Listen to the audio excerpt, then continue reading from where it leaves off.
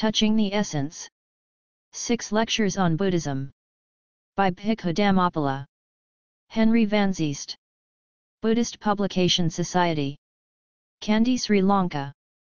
The Wheel Publication No. 132/133/134.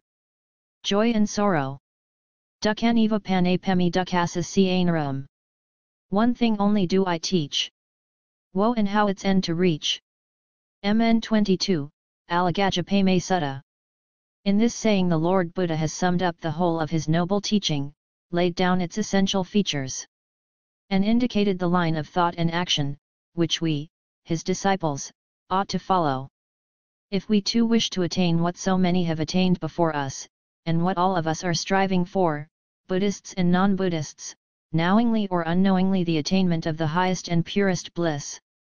The very fact that we all are striving for greater happiness shows that the degree of happiness in our possession is not satisfactory, that degree of happiness is not even considered as good. We do not strive for what is better, but for the best. The best, however, is not better than the good, but it is the good that we have recognized as such. And after having recognized it, all the rest cannot even compete, it becomes simply evil, and as such it is rejected, whatever other name we may give to it. Because the good is not attained, the quest of the good involves striving, struggle. Hence it is that even the vaguest idea of happiness contains an element of no more struggle, no more striving, attainment, equilibrium, rest. It is the eternal rest we all are seeking. The night keeps hidden in its gloom the search for light. The storm still seeks its end in peace, with all its might. Rabindranath Tagore. Rest is the natural goal of all action, and all action, because it is non-attainment, is dissatisfactory, dukkha. As life is action, actuality, non-attainment, striving, it is also impermanent. Hence life is sorrow-fraught, because it is impermanent. To see that there is suffering in the world is not such an extraordinary discovery. The greatness of the Buddha's insight, however, lies in the fact that he realized that everything is suffering. In other words, he saw not merely that there was suffering in life, but he realized that life itself is suffering. Thus suffering is actuality, and as such it forms the foundation of the Buddha's teaching. This does not make Buddhism pessimistic. It has merely to be accepted as a fact, as the truth, as actuality. There is nothing to be unhappy about the fact of dukkha, but there is something to be learned from that fact. Indeed, the whole of Buddhism is dependent on it. Here in suffering lies the origin of Buddhism, and in the deliverance from suffering its culmination. Even if Buddhism would teach the universal fact of suffering without showing at the same time the deliverance thereof, still it could not be said to be pessimistic. It would be stating the truth without exaggeration. But pessimism is an exaggeration towards the dark side. It would be pessimistic to state that no deliverance from, no cessation of suffering were possible. But the Buddha said, as there is in the mighty ocean but one taste, the taste of salt, thus there is in my teaching but one taste, the taste of deliverance, udana.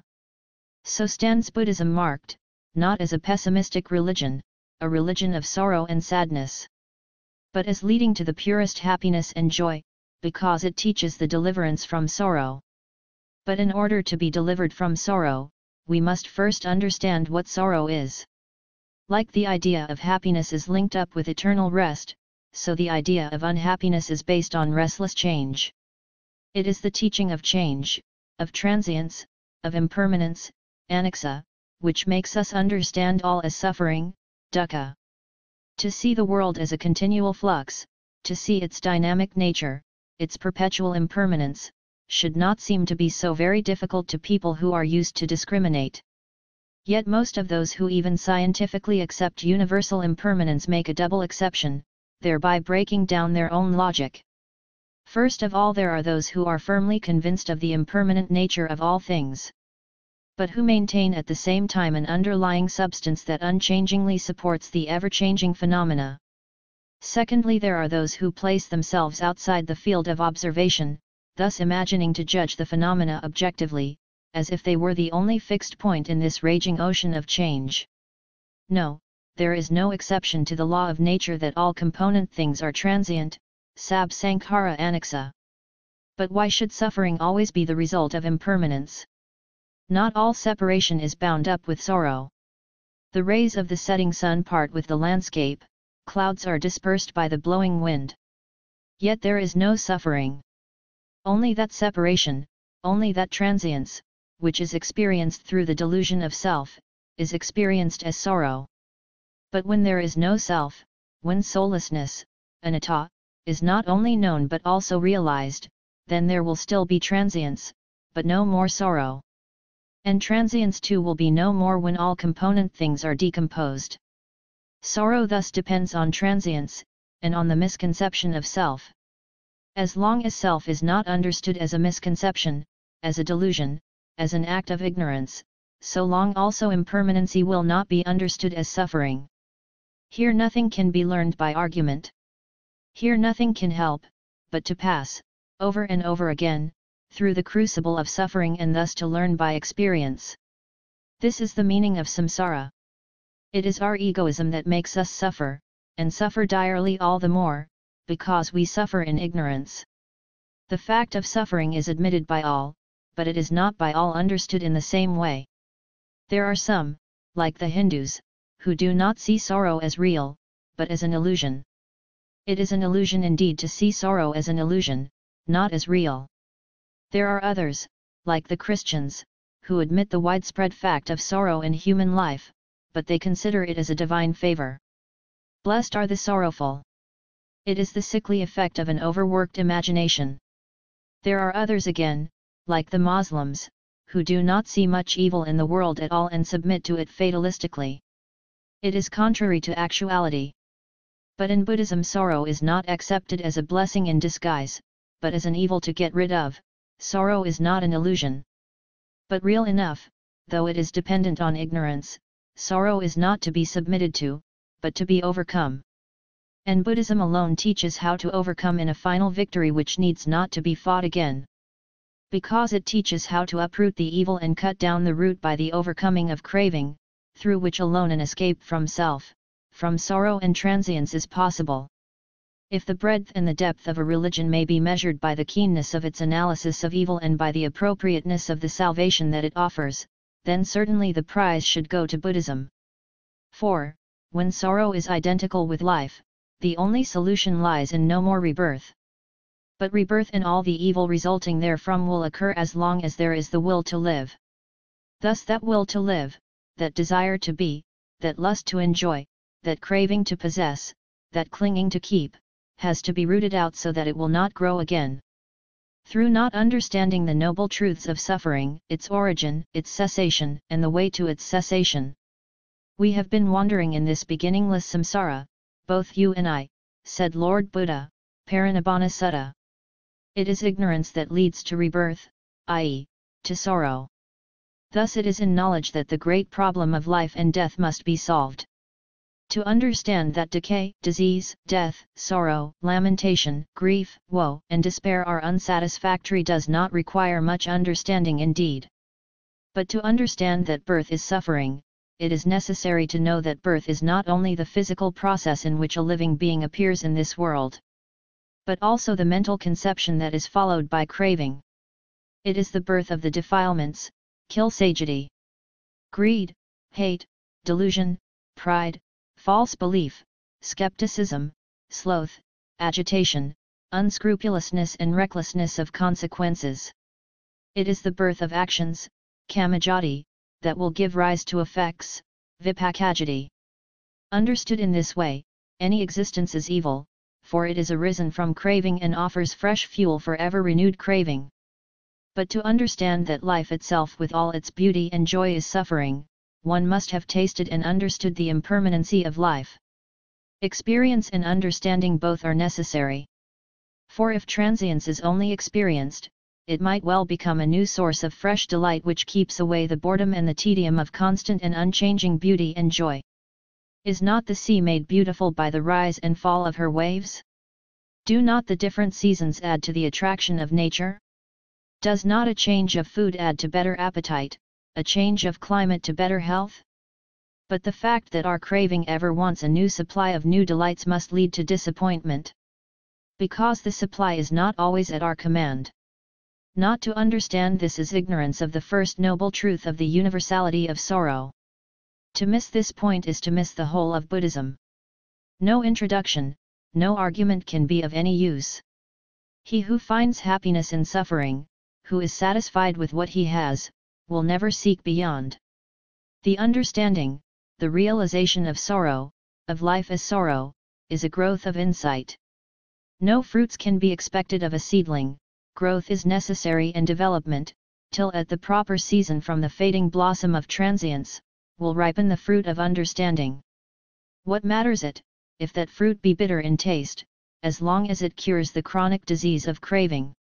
Sorrow, if recognized as a byproduct of self, may become the means, may open the road to deliverance, as the proper diagnosis of an illness is the first step, the chance for a cure. But the sorrow, the suffering, on which the Lord Buddha based his doctrine of actuality and deliverance, is more than pain-laden affections. The 5 aggregates of clinging, Pancupadanakandha, the psychophysical composition of mind and body, Namarupa, itself is said to be sorrow. Thus suffering is both bodily and mental, it is the imperfection inherent in life, whatever form that life may take. A certain amount of happiness may fill the emptiness within to some extent, but that craving, like an abysmal emptiness, will never be fulfilled. Before the cup is full to the brim, it has sprung a leak at the bottom. Hence that constant thirst resulting from that fleeting happiness. When the object of craving is within reach for a moment, that craving becomes clinging, tanha pakayupadana. But clinging is impossible because all is impermanent, anicca. Even if one finds some little happiness through satisfying one's desire, does this mean that complete satisfaction will give complete happiness? Because a thirsty man gets satisfaction in drinking water, everlasting bliss is not found in being drowned. It is the want that makes one strive for satisfaction, but if that satisfaction is obtained, the need for it is no longer felt, and it is not wanted any more. Even the satisfaction bears in itself the seed of fear and discontent, fear owing to its uncertainty, discontent over its impermanence, which is even hidden in the folds of smiling lips, while it leaves one afterwards emptier than ever before. The satisfaction of a want is not a final satisfaction, it seems only to create a new want instead. Modern civilization has made much progress and given to man many comforts. But those very comforts have only made life more complicated, easier communications have made the problems and quarrels of families those of nations. It is like an attempt to reach the horizon, the harder one strives, the greater is the disappointment for not getting near the goal. But why then is the goal unattainable? It is because the goal exists not in reality but only the mind's fiction. Not by striving, but by bringing the mind at peace, by giving up even the idea of self, is it possible to attain that rest and equilibrium which form the foundation and essence of happiness. But the striving, which is involved even in the attainment of states of spiritual absorption, jhana, is attended with great difficulties and is known as the distressful path, dukkha padapada. It would be interesting to draw a comparison here with what medieval spiritual authors have called the dark night of the soul. Thus dukkha is not only bodily pain, kayaka dukkha, and mental distress, cetasika dukkha. That is physical and psychological suffering. It is also the ethical, religious experience as opposed to bliss and even the difficulty encountered in the process of attaining that bliss. Nay, even joy and delight itself is called sorrow-fraught, nandi pi dukkha. Not merely because joy and delight are not lasting, but far more because delight is a fetter, nandi samyojana, which will prevent the attainment of perfect freedom. Though delight is thus shown as a source of sorrow, yet sorrow, well understood, can become a source of happiness. Here especially lies the greatness of the Buddha's teaching, that it shows the deliverance from sorrow and also from pleasure, which leads to sorrow. Like the knowledge of an illness, though painful in itself, may be the reason why one consults a doctor who finally cures the disease. Similarly, the understanding of all life as suffering will be the driving force to seek a remedy. And as of all religious teachers, only the Buddha has pointed out all life as sorrow-fraught, it is natural that to him we turn in confidence. Confidence is not the same as faith. For faith is in things that cannot be known.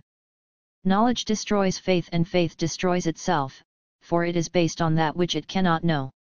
Faith is defined, by Pope Pius X, as a real assent of the intellect, thus condemning those modernists holding that faith is merely a blind feeling about religion in the subconsciousness. Voltaire said, "The proof of faith is that it is unintelligible."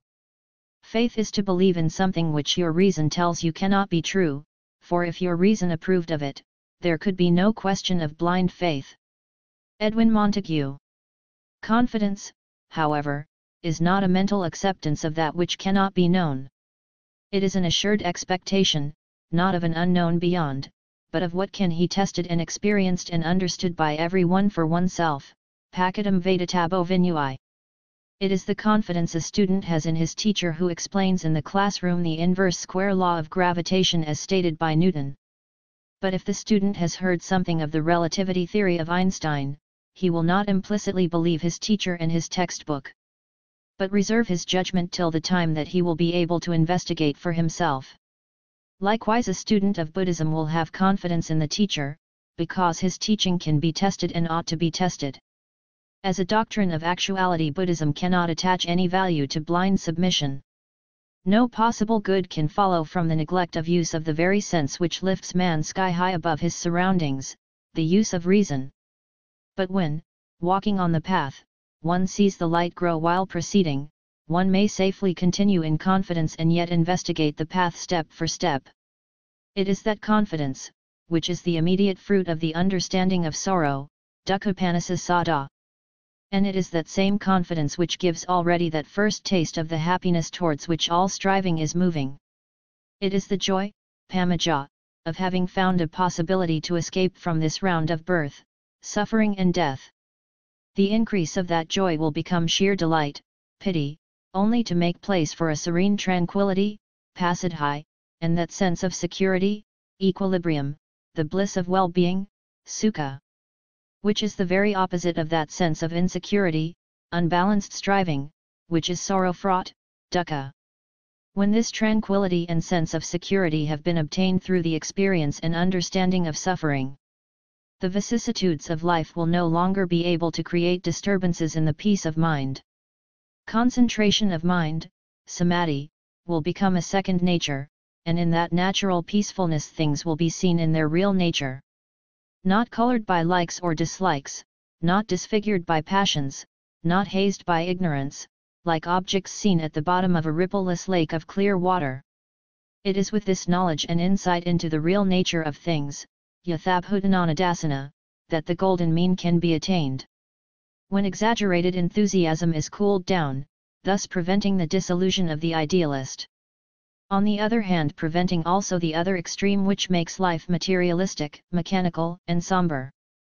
By seeing things as they really are, valueless trifles will not be treated as occurrences of the highest importance, which tend to make life unnecessarily complicated. It will leave room for a sense of humor in which we may laugh even at ourselves. For it is the sense of actuality which gives the sense of humor, in which the world is seen but as the world. A stage where every man must play a part. Merchant of Venice. A tale told by an idiot, full of sound and fury, signifying nothing. Macbeth, v5. It is the lack of this insight that creates worry, a resultant of craving. The world puts all itself in every action, and thus the reaction is so keenly felt. Indeed, dukkha has no existence apart from tanha. This world is merely the shadow of truth, for the world as we know it is only the reaction of our contact and thus the reflection of ourself. The more of self we have put in, the greater will be the reaction, thus we make our own sorrow and suffering. But for all that it remains a reaction all the same, a shadow, a reflection of self. The world is a comedy to those who think, a tragedy to those who feel. Horace Walpole. We all can enjoy even the most terrible misery as long as it is painted upon a piece of canvas. Then we can appreciate the skillfulness of the artist, the exquisiteness of forms, the beauty of colors. Hardly being moved by the represented misery. The reason is that it is not real, by which we mean that we do not take part in it, there is no self in it, and we are mere spectators. Thus we are mere spectators in this picture palace of the universe. Even if we see ourselves acting on the screen, we know that that is no real self who suffers or rejoices. It is mere acting. All the world's a stage. And all the men and women merely players. They have their exits and their entrances. And one man in his time plays many parts. His acts being 7 ages. As you like it, 11:7. This sense of humor may seem rather grim now and then, as if mocking at what is holiest and dearest, at life itself. It is the grin of a skull which can look at life from the other side of the grave. Thus he who perceives and understands sorrow and the emptiness of sorrow, he perceives also a sense of the human comedy. Through understanding the real nature of things, through understanding the nature and origin of sorrow and suffering, i.e. of actuality weariness, repulsion, disgust, nibbida, arise which can only lead to passionlessness, dispassion, viraga, the detachment from world and self. From matter and mind which is the real freedom and release, vimudi, for which we all are striving. Detachment, indeed, is not a morbid asceticism which aims at mortification of the flesh, or at subjection of the mind. But it should grow from understanding as necessarily as a flower in due season from a well-developed plant. It is the knowledge of things as fearful, bayanana, and the knowledge of things as dangerous, adanavanana. The understanding of the evil of conditionality, sankara dukkha, and of the evil of changeability, viparinama dukkha, which make craving and clinging impossible. Because the object is no longer seen as one worthy to possess, but rather as one causing disgust. Craving for, and attachment to, disgusting states or things is impossible. And thus it is that the realization of suffering, so far from being pessimistic, leads to the deliverance from all suffering and even to the deliverance from a possible return.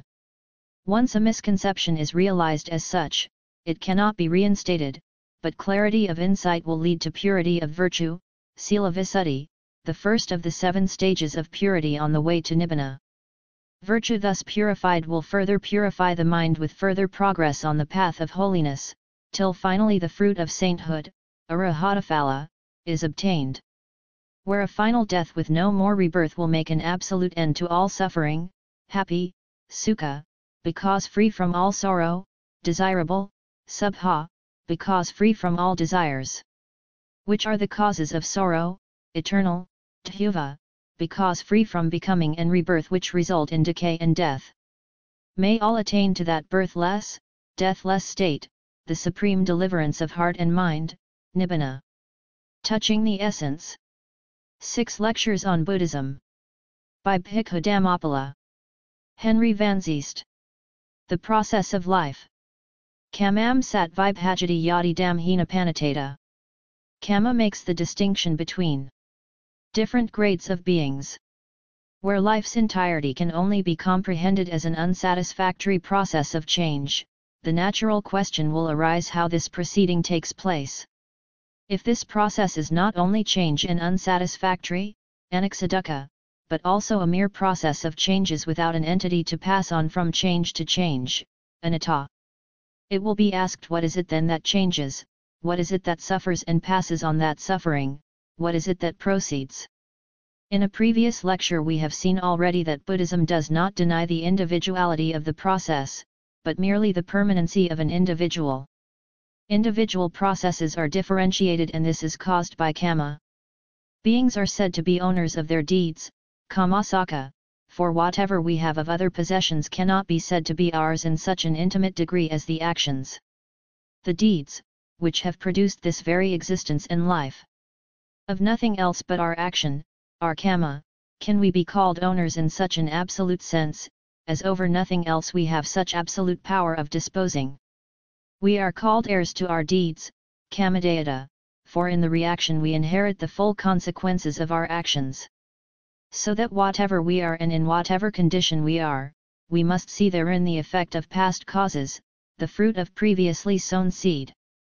It is from action, from kama, therefore, that we take our origin, kamayani, so that Kama is compared with the mother's womb from where this life arose.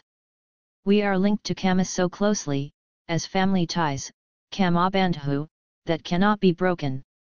But also we have in Kama our greatest protection, Kamapadasarana, so that we need not rely upon any external agency as long as our deeds are good and pure. Whatever deed they do, either noble or evil, they become heirs to that. Dasadhamazutta, and 10. Kama, equals karma in Sanskrit, cannot be comprehensively dealt with under one chapter heading. For all the truths and conclusion derived therefrom are centered in and emanating from the Kama doctrine. To understand Kama, one must first study the mind by which Kama is produced, and that is psychology. The effects of this mind production can be deduced to some extent by reason and experience, and that is logic. Further, Kama leads to rebirth, renewed existence, and that is ontology. Finally, the moral aspect of skillful and unskillful action should lead to the overcoming of all Kama, and that is ethics. Thus we see how this one word covers the whole of Buddhist philosophy. When analyzing a thought unit, Satipatthana, into 17 thought moments, Satipatthana, one will meet with some mind impressions, Manasamphasa, which are so weak, Parita, Atiparita, that they hardly disturb the subconscious stream, Bhavangasota. But if an impression is strong enough, Mahanta, to arrest the subconscious stream, thus not merely knocking at the sense doors, but actually forcing an entrance, gate crashing, only then will full apperception, Jhana, consciousness in the full sense, arise. Only now arises the possibility of forming new Kama. Thus we see that though Kama means action, from karati, he acts. It is an action of the mind, therefore a thought, an active thought. Here our character is formed, and hence the Buddha calls Kama our inheritance, and our parent. When physical elements are added to, and combined with others, something new emerges from that composition. Similarly, when psychical action is added to psychical results previously obtained, new life, new character will be produced. Kama thus is action, mental action, yet not all action of the mind or of the body is Kama. Action will be present as long as there is existence, because existence is not static, but a process. And a process must proceed. The very existence of the senses consists in activity. As a flame cannot exist without consuming, its very nature being combustion, so the senses cannot exist without activity. To understand this, it will be good to remember that in Buddhist philosophic terminology the senses are not understood merely as the material organs. Each sense is considered as threefold. 1. The material base, subject. 2. The material object. 3. The appropriate connection. If the subjective eye is in good order, and if external matter, e.g. visible form, comes into focus, but if there is no appropriate bringing together, then the corresponding species of consciousness, i.e. eye consciousness, does not come into manifestation. But if the subjective eye is in good order and if external matter comes into focus, and if there is also the appropriate bringing together, conjunction, then the corresponding species of consciousness manifests itself. MN 28. Thus if one of three conditions is wanting, no consciousness arises, and there will be no sense activity. This is meant when it was said that the very existence of the senses consists in activity. It is not the mere contact between subjective organ and external object that constitutes the activity. Not the wick drenched in oil produces the flame. After analyzing a poem into lines, each line into words, each word into letters, we still cannot say that those letters compose the poem. For, only when set in a particular order they will form words and sense, out of order they are sheer nonsense. Thus an individual can be analyzed into corporeality, sensations, perceptions, differentiations, and conceptions. Yet the mere heaping up of those aggregates would not constitute a living process in the sense of growth, of development, of Kama formations. For even in an araha are present all those aggregates, but in him is missing that which binds them together in activity, craving. Like the mind of the poet gave order to the letters which thus received life, so does craving set the aggregates in working order, and rebirth is the effect. Who only considers the formation of the letters will never be able to read and understand the poem. Thus he who only analyzes the body in anatomy, or the mind in psychology, will never be able to read, understand, and solve the problem of kama, i.e. of life as craving. If body or mind is conceived as a thing complete in itself, identical with itself, as an isolated self-contained entity, it becomes absolutely impossible to explain the interaction of different subjects upon one another. As long as the process of life is cut up into artificial segments, each of them considered as something static, it is impossible to conceive the whole as a process in which all is seen in its natural connection. As long as one is concerned with analyzing individuality into the 5 aggregates of existence, pancakandha, one might consider a person as a rounded-off whole of mind and matter, nama-rupa, isolated in so far as he is not another, nakano. But things become different as soon as one is concerned no longer with the component parts, but with the process of its growth, kama. One can consider a tree in itself, composed of leaves, fruits, twigs, branches, bark, wood, and further characteristics. Those peculiarities make a tree what it is, that individual tree and not another one. But all those peculiarities and component parts of the individual have come there by a process of growth. And in this process of growth the individual can no longer be isolated, naka so. Kama is a process of action, mental action with craving. Setanamaham bhikkhav kamam vadami. I say, O monks, that kamic action is volition. In this process of volitional activity the aggregates of an individual are not parts of a whole, but forms of action, modes of grasping. As action with volition, kama does not come in the field of observation, except through its effect. This effect is the reaction, vipaka. It is somewhat incorrect to call this reaction old action, purana kama, for, if action is past, it is no more action, no process of actuality. Yet to some extent the action is continuing its process in the reaction, which is entirely dependent on that previous action. It is with a view on the inherent connection of condition and effect that both will always belong to the same class. Independence on the desirability or non-desirability of the effect, its cause is called either skillful, kusala, or unskillful, akusala. From the fact that thus kama is always either moral or immoral, it must be clear that kama is the very opposite of fate, with which it is sometimes confused. For fate has nothing to do with morality, as it is a predetermining power, real or imaginative, that fixes one's destiny with disregard of action, good or bad. Fate interferes with the working of cause and effect in so far as it produces results which are not caused by corresponding acts. As a denial of cause and effect, fate must be dismissed as a mere fiction. The undesirable effect of akusala kama in some conditions cannot be altered, but has merely to be outlived. Take as illustration a man who has borrowed 100 pounds from his master in order to marry. The feast being over, he finds himself incapable of repaying the debt. If the master is kind-hearted, he might not confiscate his property, but say e.g. that his servant can pay him off with his work, one day counting for 1 pound. In that case 100 days will be needed before the accounts are squared. Before the servant can begin to earn again something. During that period no new acquisition can he made, but his previous possessions remain his all the same. Somewhat similarly akusala kama can effect a rebirth in such a state of misery that no new kusala action can be done there.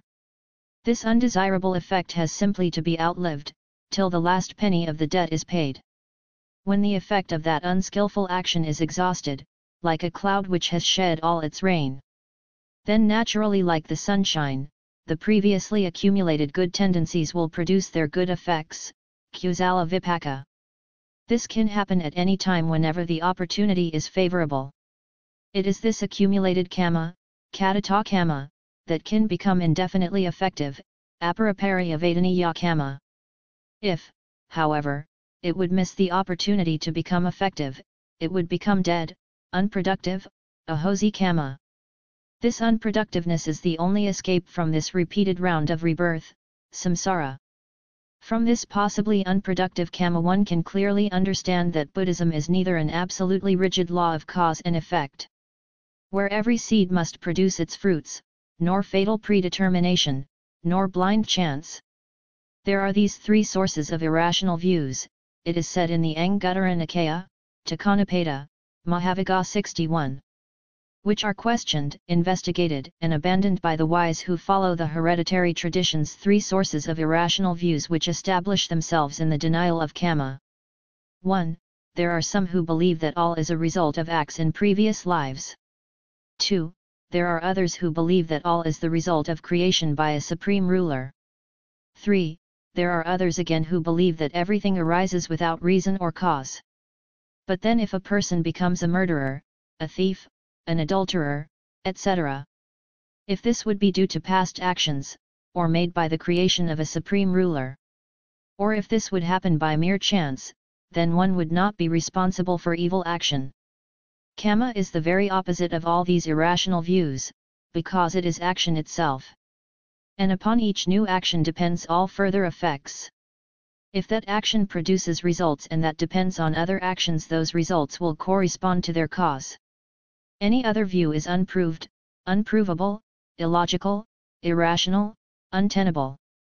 Karma avoids the superstitious extreme, on the one hand, of those who believe in the separate existence of some entity called the soul, and the irreligious extreme, on the other, of those who do not believe in moral justice and retribution.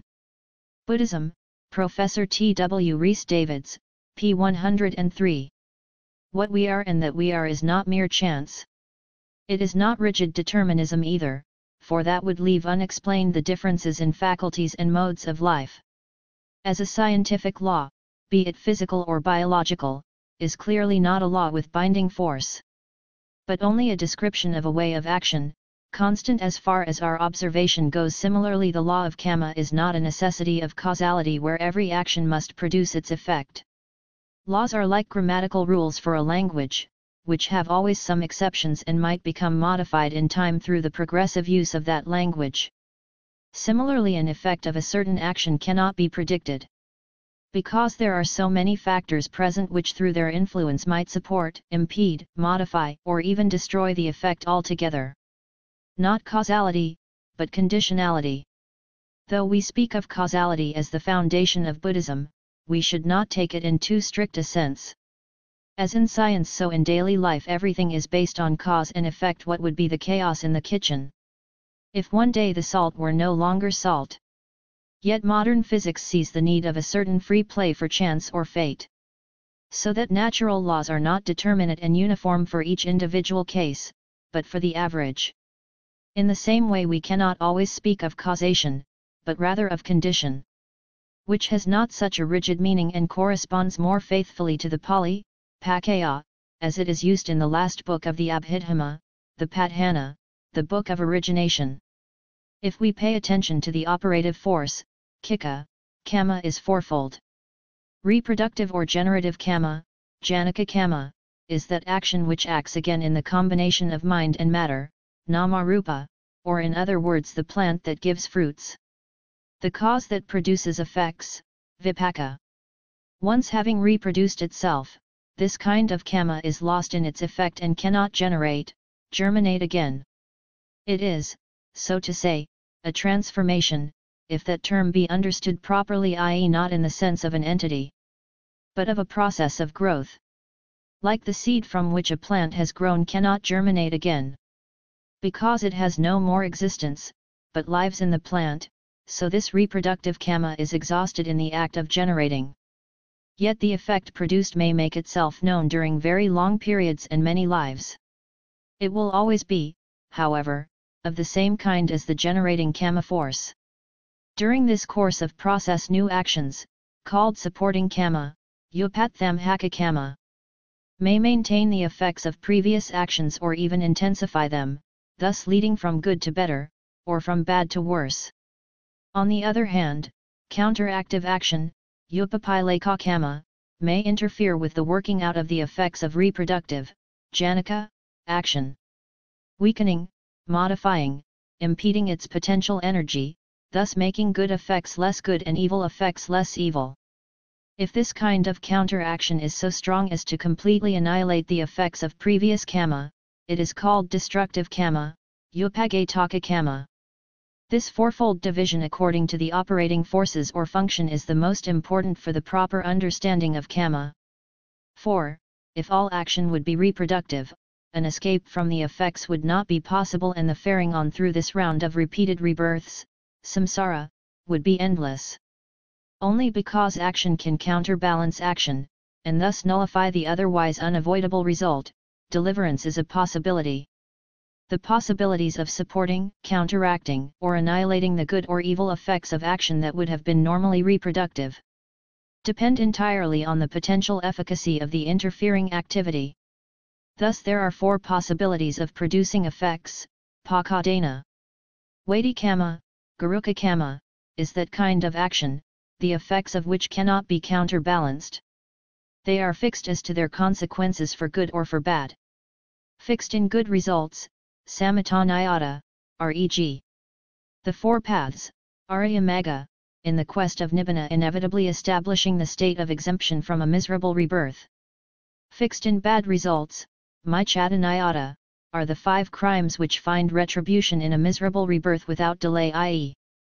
immediately on the disintegration of the aggregates of existence, Anantarika karma, namely matricide, parricide, murder of an araha, wounding of a Buddha, causing a schism in the Sangha. Sometimes we find also wrong views, Michadithi, mentioned as such a crime. In that case wrong views means the extreme perversity of opinion, disregard even of the law of causality and moral retribution, and not mere disbelief, resultant from lack of knowledge. Thus it will be seen that, only in rare occasions, karma will be of such a nature that nothing else can influence it. It is logically the very last thought of a lifespan which decides the immediately following rebirth. Therefore it is called death proximate, asana, karma. Thought giving rise to thought, as a flame sets all burning which it can lay hold of, and the last thought of a lifetime being extremely weak owing to the failing physical conditions under which it arises, this last dying thought will lack the power to influence or modify for better or for worse, and thus it will give rise to the relinking consciousness, Padasandhi Vinana, according to its own nature. And so it happens that this one single last thought determines a whole coming life.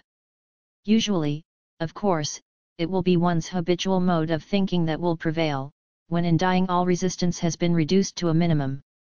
This habitual, asana, karma is one's tendency for good or bad, formed through numerous repeated actions during one's life. It is extremely improbable, though not impossible, that in one's dying hours one should be able to break the fetters of habit forged during a whole lifetime. But even if this would happen through force of external conditions, e.g. relations reminding the dying man of a certain good action done many years ago, this would not mean that all the other actions have become ineffective. The karma, which through force of circumstances cannot express itself, may do so at any time when conditions are more favorable. Till then it is said to be accumulated, katata. Take for example a miser. The energy of his whole life having been directed towards the hoarding of wealth. He has made avarice his habitual karma, asana. Thus most likely his last thought will be one of craving for, an attachment to, his possessions, and of regret to be unable to take his wealth with him. If he dies with such like thoughts, no other rebirth can be expected but in the planes of unsatisfiable desire, pita yoni. But it may happen that through kindly influence of relations his last thoughts are directed towards nobler ideals, thus resulting in a happy rebirth owing to his good death proximate, asana, karma. As, however, the cause of this good effect was only his one last thought, the fruits thereof may very soon be exhausted. And then the habitual karma of the miser, which was temporarily suspended as accumulative, katata, karma, will get the upper hand.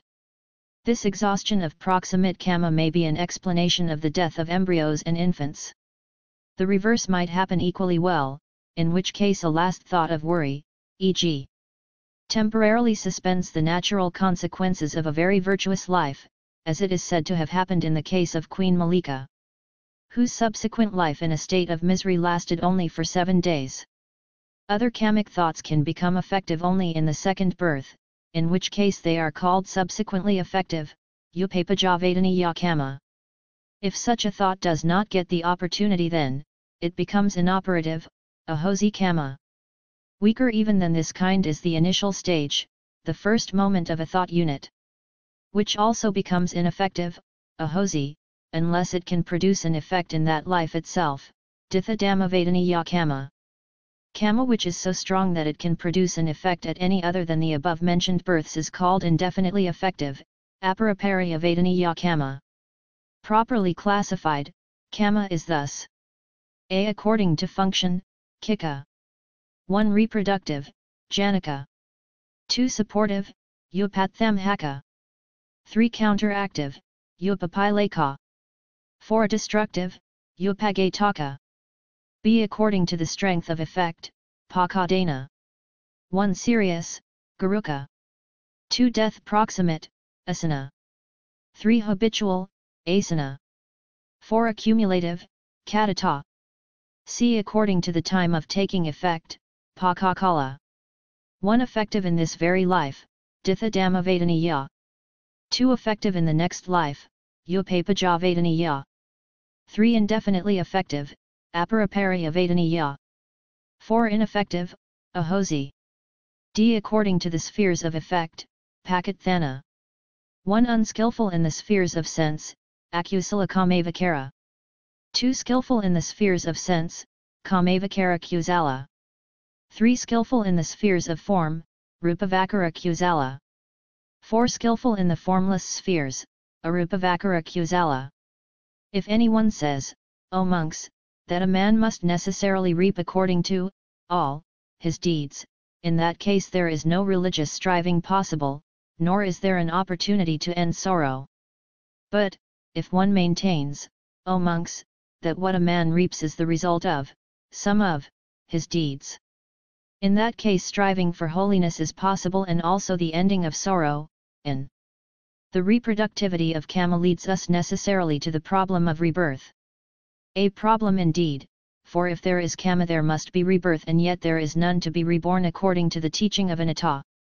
It is again the misconception of self-entity that poses the problem, and it is the process of actuality that solves it. The mere asking of the question, what is reborn, is based on the ignorance of the selfless process of kama. Kama is not an entity that moves from life to life, as a visitor goes from house to house. But kama is life itself, in so far as life is the product, vipaka, of kama. In each step we make now in full-grown age lie also the feeble attempts of our babyhood.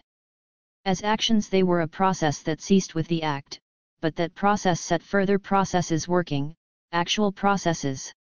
The present actuality, which expresses itself as the result of all the preceding processes, carries in its very action all the efforts that went into the making of the previous actions. This continuity without identity like a flame arises ever new, being fed by ever new fuel, and yet depends in its very existence upon its continued burning. This continuity of the process is kama, and this lack of identity is anatta. Kama thus is not an entity, but a process, an action, energy, in force, i.e. a force not derived from some external agency, but from its intrinsic nature. Now that in force which constitutes the process of action, which makes action act, that is craving like the process of combustion makes the flame burn and consume everything that is combustible. Like the mere exposure to the atmosphere sets a process of oxidization going in certain metals. Now a flame is not born from wood or coal or straw, for those materials can lie side by side for hundreds of years without being burnt. They are merely the opportunity given to maintain a flame. A flame originates not in fuel but in friction and can thus arise even in materials that are not combustible, as e.g. flint and steel. Fuel only proffers an opportunity to the process to continue. The application to the process of kama will be clear. The actual origin of life is not the sexual act of a male and a female. They only provide the opportunity for a terminating life kama to take a new lease. As a wick, though dipped and drenched in oil, will not give light unless a flame is applied to it like visible objects. Though coming into focus will not be seen by the eye, if there is no consciousness, so also it is by the conjunction of three things that conception comes about. If there be the coition of the parents and it is the mother's proper period, but if there is not the necessity of generation, then no conception takes place. MN 38. Now, this necessity of generation, or rather regeneration, is in Oriental fashion poetically described as a heavenly musician presiding over child conception, Gandhabo. It is clear, of course, that here is meant that karmic energy, which in its natural tendency of craving seeks to lay hold of new matter as sustenance in its process of action, of life. A flame which was burning on the wax of a candle, may continue to burn on the oil of a lamp. On the cloth of the curtains, on the furniture of the room, on the woodwork of the whole house. This does not mean that wax has become in succession oil, cloth, wood. For these were only the fuel which kept the flame alive, not so much as actively feeding the flame, but as being grasped by the flame passively. An electric current may produce light in an electric bulb, or music in a radio set, or motion in an electric fan, or heat in a stove. But, once more, this does not mean that light has become in succession music, motion, and heat. For the bulb, the radio set, the fan, the stove, were only the means through which the electric current could express itself. In a similar way, the different modes of life, as well as the constant modifications in life, are only different means of expression of Kamma. Thus, in the ultimate sense, one ought not to say that Buddhism teaches evolution in the sense of Darwinism. Though Darwin was probably right when he taught the origin of species. He taught evolution in the biological, physiological sense, i.e., he traced the originating series of the matter through which life expresses itself. As one might trace the origin of a candle to the wax manufactured by the bees without explaining thereby how the candle became a light.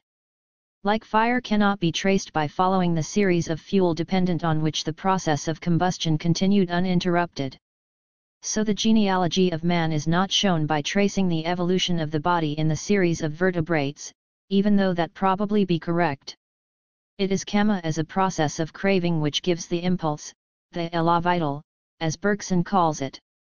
In this process, however, it is not the mind and matter which are involved, their evolution belongs to a different type. In this process it is the evolution of Kamma that causes rebirth, cf. Melinda Panha, 11.26. And as an evolution the different phases of expression of that Kamma, be it even in different lives, bear the common responsibility. This process of Kammic evolution is not necessarily progress. Progress can only be considered from a fixed standpoint outside the process, but such a standpoint there is not. Process of evolution, however, could be retrogression as well as progress. Because it is mere change or growth, and even degeneration, deterioration, is still a process of growth. Even in the physical sense, the decay of one means the growth of another. The frequently repeated question whether it is possible for a man to be born as an animal is really incorrect from a Buddhist point of view. For this question implies the existence of a human entity to be changed into an animal entity in its following existence. It is craving, as the inherent force of Kammic action that tends to express, to perpetuate, to reproduce. Without this tendency, action would not be Kamma, would not be craving. But beastly actions of the passions will naturally tend to produce beastly effects, and then the process will be evolution of retrogression. Virtuous actions and self-control will naturally tend to produce holy effects, and then the process will be evolution of progress. Actions of selflessness, of pure unselfishness, will have no tendency to reproduce and hence will not further express themselves in effects. When a being is born, it is neither created, not merely propagated by its parents, but it is a product of action in the past. The action, Kamma, as volition, Cetana, has constituted certain tendencies, sankhara, inclinations and repulsions, likes and dislikes. A character which owing to the lust for life, bhavatanha, will seek to express itself again. And that is the evolution of rebirth, bhavapakayajaitai. Rebirth will take place where those Kammic tendencies will find the most agreeable surroundings to express themselves. The most suitable soil to take root again, the most kindred atmosphere to produce new fruits. This might be called the sympathy of kamic forces. If it thus happens that a mother's womb, having just received the sperm, is physically and kamically well disposed, a conception might take place, finally resulting in the birth of a child, having some or many of the characteristics of its parents. Not because it has inherited those from them, but owing to the sympathy and attraction of similar kamic tendencies. Like the lightning from a thundercloud will never enter into the water of a deep well, but will always seek the metal point of the lightning conductor on the tip of a tower. For there it finds its greatest attraction, so the tendencies of a character will be attracted by, will sympathize with, those tendencies which are nearest in the sense of affinity. Yet the opposite might happen, when a dying thought contains an element of hate or revenge, for those vices can never be so fully satisfied as when in near relationship with the disliked object. Then the very antipathy of kamic tendencies might become the reason of attraction, like the positive and negative poles of a magnet. If at the moment of the sexual act, there is no kama attracted to take rebirth from these particular parents, their act will remain barren. While the theory of heredity does not explain why not all the characteristics of father and mother are inherited, the Buddhist explanation is thus that the child does not inherit from father and mother, who only provided the opportunity, but that it brings its own inheritance, namely kama, with it at the time of conception. It is this third factor, kama, which besides the sperm and the ovum decides the conception at rebirth. Kama thus is the real natural selection which struggles on for existence, resulting not in the survival of the fittest, but of the greatest craving, which will reproduce itself for good or for bad, till insight will deprive action of that reproductive force, leading it on to no more rebirth. When thus all action will have been stilled, no further craving can disturb the peace. Where the wheel of rebirth can no longer revolve, the peace of perfect freedom from lust, hate and delusion, the deliverance of nibbana.